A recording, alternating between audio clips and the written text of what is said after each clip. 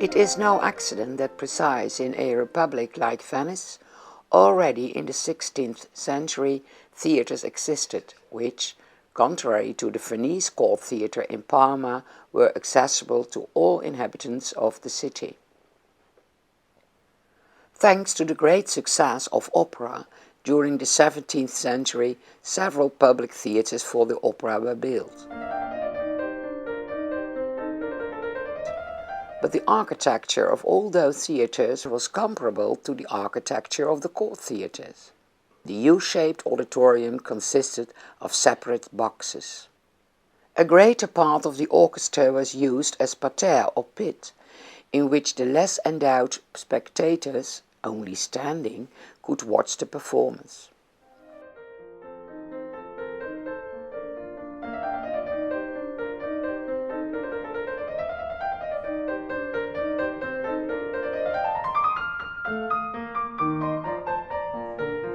This is the pit of the opera building La Fenice in Venice in 1837. This building burned down several times, that's why it is called Phoenix. As is common nowadays in all theatres, the parterre of the Phoenix is filled with seats. Already in 1747 in the parterre of Teatro Argentina in Rome, seats were placed.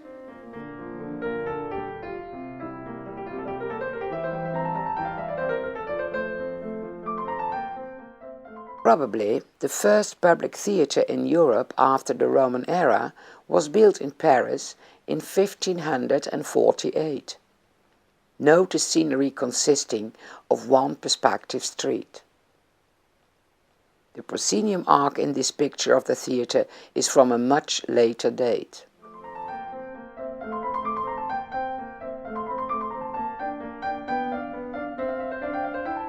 In this Hôtel de Bourgogne, a scene takes place of the play Cyrano de Bergerac, written in the 19th century by the French playwright Edmond Rostand.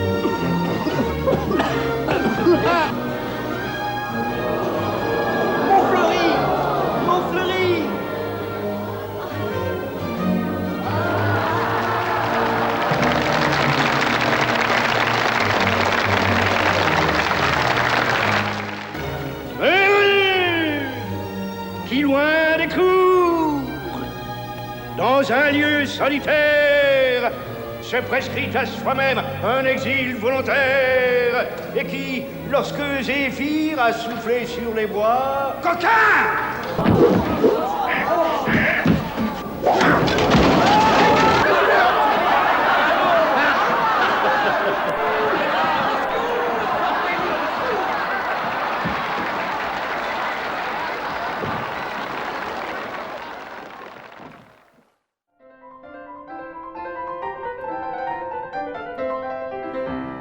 In the 17th century, perspective sceneries possessed more or less one vanishing point.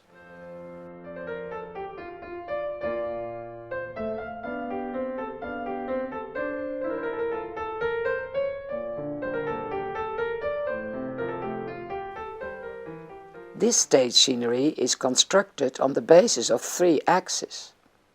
Ferdinando Bibbiena introduced the so-called angle perspective, or scena per angolo, in the stage scenery.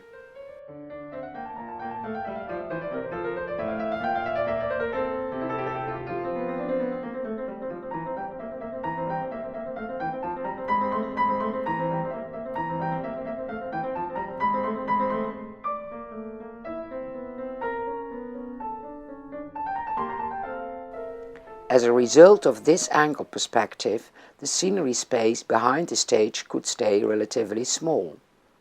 It should be borne in mind that most of the scenery is painted. For the spectators, the upper side of the scenery building is concealed. Therefore, reliable estimations of the scenery dimensions on stage are not possible. As a consequence, for the first time, the unity of spectator space and stage space is intersected. A modern variant of this Scena per Angelo can be seen in this scenery. Here the perspective is not attained by means of painting, but by means of practicable units.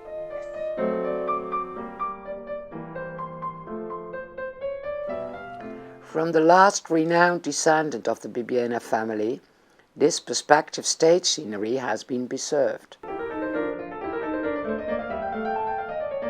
This scenery can be seen in Drottningholm Theatre near Stockholm in Sweden. The auditorium of this court theatre is not U-shaped. The court is seated in the front rows. The wings can be moved simultaneously. This so-called chariot and pole system is discovered by the earlier mentioned Giacomo Torelli in 1641. The mechanism is placed downstage.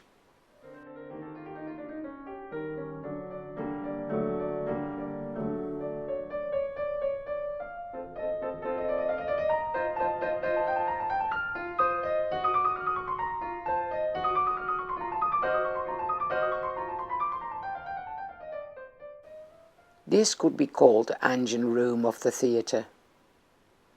Now follows a scenery change in the Drottningholm Theatre. Klinga klockor klinga, kom min lilla vän. Klinga klockor klinga, kom min lilla vän. Klinga klockor klinga, kom min lilla vän. Klinga klockor klinga, kom min lilla vän. Klinga klockor klinga, kom min lilla vän. In all of Europe, the Bibbiena family built all kinds of theatres. This Palazzo della Accademia in Mantova, in Italy, contains a theatre that is built by Antonio Bibbiena in the 18th century. This theatre was mainly used for cultural events and scientific experiments. Just after its inauguration, in this theatre, 14-year-old Mozart gave a piano recital.